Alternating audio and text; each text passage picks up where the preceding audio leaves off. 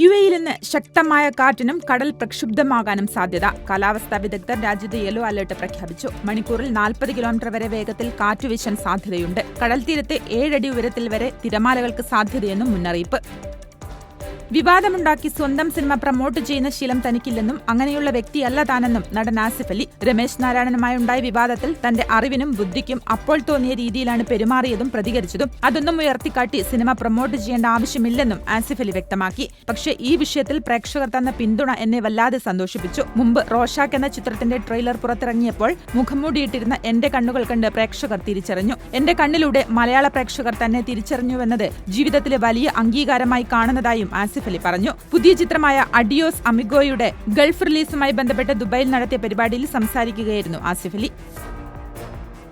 വിവിധ പ്രവാസി സംഘടനകളുടെ ആഭിമുഖ്യത്തിൽ ഓഗസ്റ്റ് 8-ന് ഡൽഹിയിൽ നടക്കുന്ന ഡയസ്പൊറ സബ്മിറ്റിന്റെ സോഷ്യൽ മീഡിയ ബ്രീഫിംഗ് ഇന്ന് രാത്രി 8 മണിക്ക് അബുദാബി ഇന്ത്യൻ ഇസ്ലാമിക് സെന്ററിൽ നടക്കും. പ്രവാസി സംഘടനാ നേതാക്കളും പ്രതിനിധികളും പരിപാടിയിൽ പങ്കെടുക്കും. അനിയന്ത്രിതമായ വിമാനക്കൂലി വിഷയത്തിൽ കേന്ദ്ര സർക്കാർ ക്രിയാത്മകമായി ഇടപെടണമെന്നാവശ്യപ്പെട്ടാണ് യുഎഇയിൽ നിന്നുള്ള 30-ലധികം സംഘടനകളുടെ പ്രതിനിധികൾ ഡൽഹിയിൽ ഒത്തുകൂടുന്നത്. കേരളത്തിൽ നിന്നുള്ള എംപിമാരും കേന്ദ്രമന്ത്രിമാരും മറ്റ് നേതാക്കളും സബ്മിറ്റിൽ സംബന്ധിക്കും.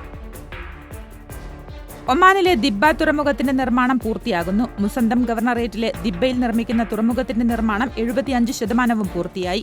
അടുത്ത വർഷം ആദ്യപാദത്തിൽ തുറമുഖം പ്രവർത്തനം ആരംഭിക്കുമെന്ന് കാർഷിക മത്സ്യ ജലവിഭവ മന്ത്രാലയം വ്യക്തമാക്കി. ആഡംബര കപ്പലുകൾക്കുൾപ്പെടെ നുങ്കൂരമിടാനുള്ള സൗകര്യവും ദിബ്ബ തുറമുഖത്തുണ്ട്. ദുബൈയിൽ ക്ലാസിക് കാറുകളുടെ ലേലം ഡിസംബറിൽ നടക്കും. കാറുകൾ ലേലം ചെയ്യുന്ന പ്രമുഖ സ്ഥാപനമായ RM സോദബിയുടെ 2ാമത് കാർ ലേലമാണ് ഡിസംബർ 1-ന് നടക്കുക. 1000 മഗലിയ എക്സ്പീരിയൻസ് യുഎഇയുമായി സഹകരിച്ച് ഇമറാത്തി ഗോൾഫ് ക്ലബ്ബിലാണ് പരിപാടി. കഴിഞ്ഞ മാർച്ച് മാസത്തിൽ 62.4 ദശലക്ഷം ദിർഹം മൂല്യം വരുന്ന വാഹനങ്ങൾ company വിറ്റഴിച്ചിരുന്നു. Kochi Bengaluru Vande Bharat express July 31 മുതൽ സർവീസ് ആരംഭിക്കും. കൊച്ചിയിൽ നിന്ന് ബംഗളൂരുവിലേക്ക് ഞായർ, ബുധൻ, വെള്ളി ദിവസങ്ങളിലും ബംഗളൂരുവിൽ നിന്ന് കൊച്ചിയിലേക്ക് തിങ്കൾ, വ്യാഴം, ശനി ദിവസങ്ങളിലുമാണ് സർവീസ് നടത്തുക. കേരളത്തിൽ എറണാകുളത്തിന് പുറമെ തൃശൂർ, പാലക്കാട് എന്നിവിടങ്ങളിലായിരിക്കും സ്റ്റോപ്പുകൾ ഉണ്ടാവുക.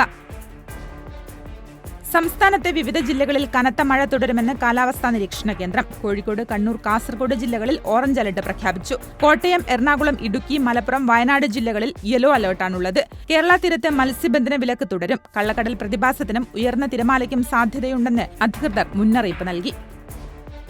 കർണാടക ഷിരൂരിൽ മണ്ണിടിച്ചിലിൽ കാണാതായ അർജുനു വേണ്ടിയുള്ള തെരച്ചിൽ 12ാം ദിവസവും തുടരുന്നു. നദിയിലുള്ള മൺകൂനയിൽ കുന്താപുരത്തിൽ നിന്നുള്ള മത്സ്യത്തൊഴിലാളികളുടെ സംഘമാണ് തെരച്ചിൽ നടത്തുന്നത്.